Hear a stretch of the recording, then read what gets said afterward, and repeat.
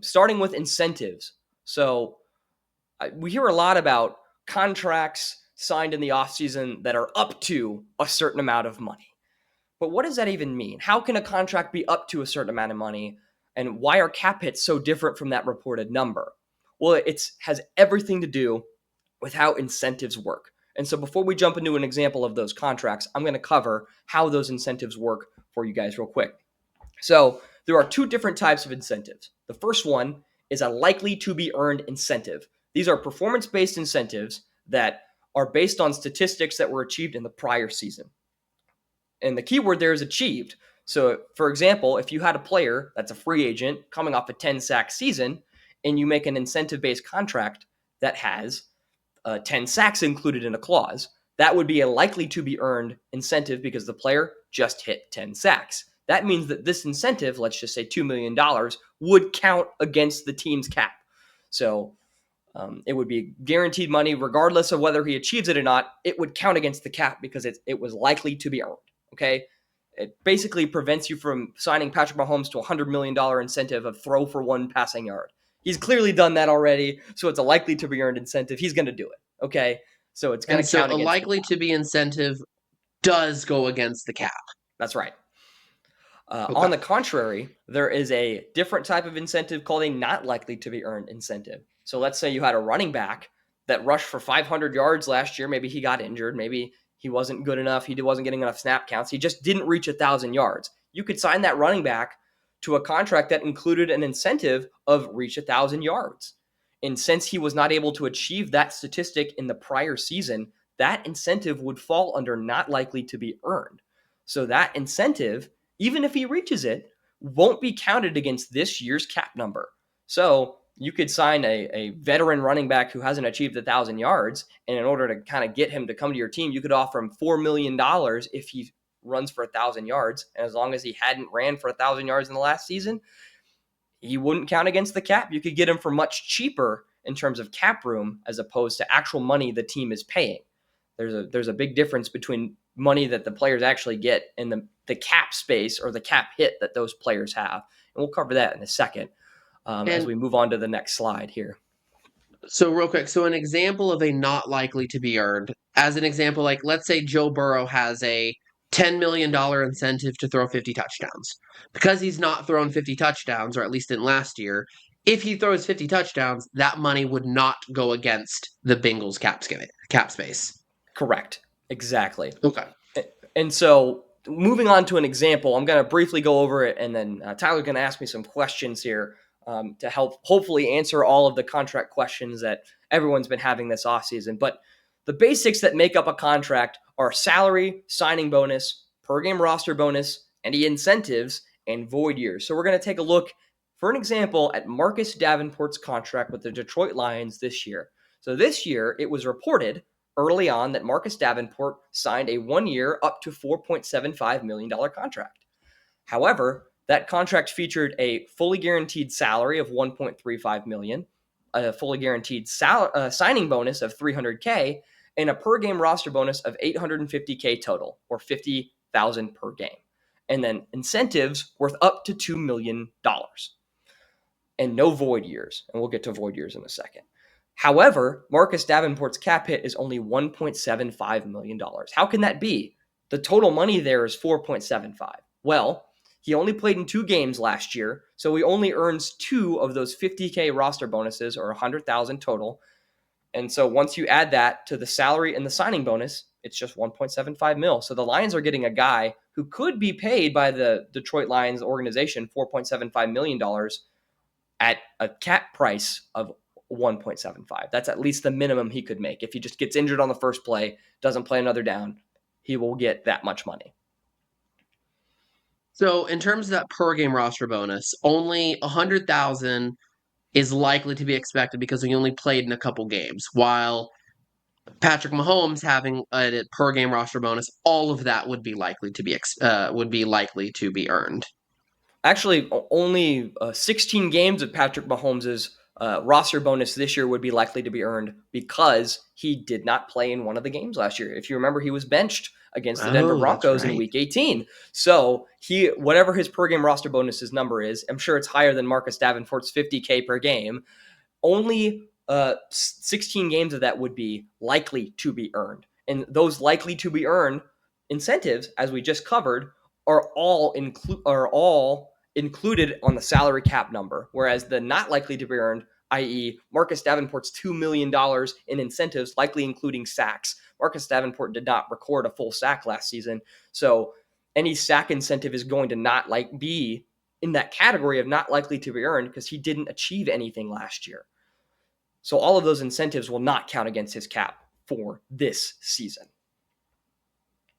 And so my last question with the likely to be earned, whether it's likely or unlikely is all based on just the previous years. That is Just the correct. previous According season. to my sources, it is just the previous year that counts in that. So a Okay. lot of this comes into effect when you're signing 1-year contracts.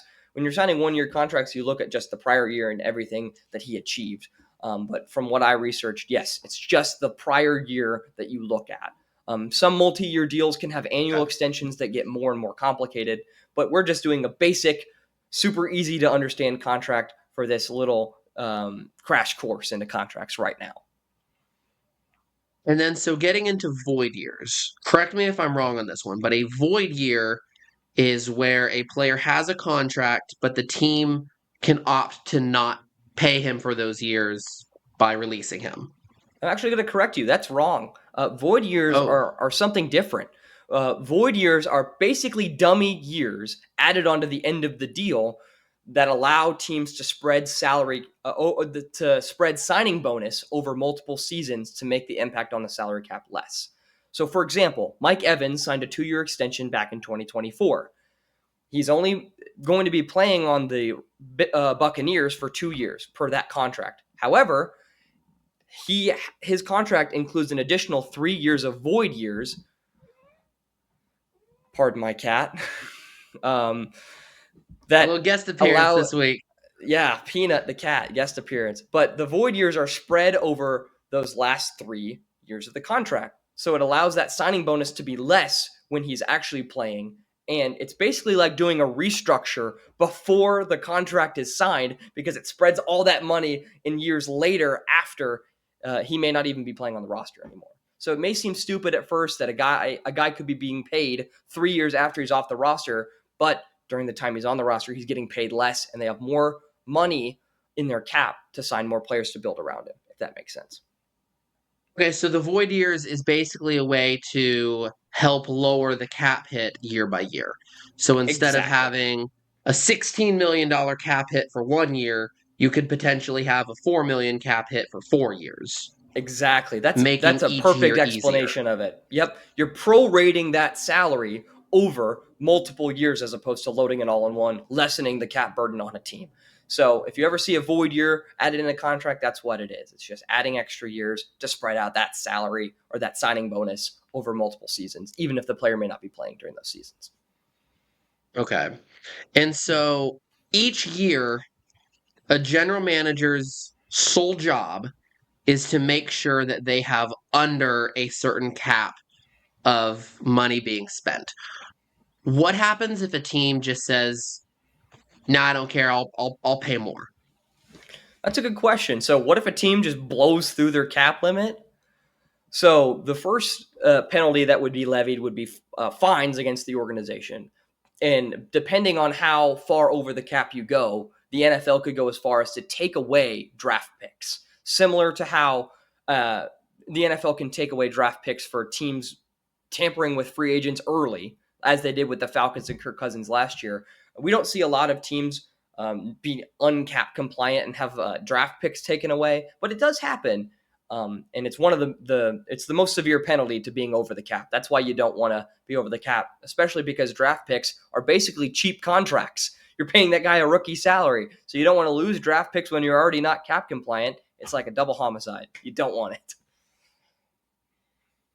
Um, so you mentioned, with kind of going back to void years a little bit, you mentioned it's a restructure before restructure.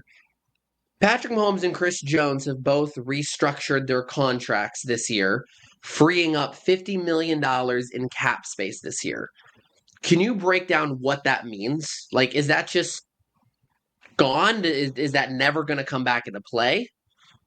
Not exactly. So, what a restructure is taking money from that salary bucket and putting it into the signing bonus bucket and spreading it over however many years are left on that contract. So that's one The another signing advantage. bonus does go against the cap, correct? Absolutely, yes. Not only Okay. does it go against the cap, it's fully guaranteed to the player most of the time. So it makes cutting players even harder if you restructure their deals since you're converting that salary to signing bonus. But how it freed up cap space for the Chiefs this season was it basically took all of the available signing bonus from both Patrick Mahomes and Chris Jones's contract and spread it out over the rest of their years in their contract. So while it lowered the cap space that Mahomes takes up this season, it actually raised significantly the cap space that Mahomes takes for the rest of his contract. He has something like a $30 million cap hit this year, and that cap hit balloons to $78 million next season. So the Chiefs are going to have to do Did some you say serious finagling. 78? $78 million. $78 is Oh yeah. crazy. And Chris Oh Jones my goes up to goodness. 45 million. So two players next year for Gosh. the Chiefs are taking up over 110 million dollars because of these restructures. Now, they could have creative ways to get around it, like not likely to be earned incentives or more restructuring, maybe adding void years on the end of their contract to spread it out more.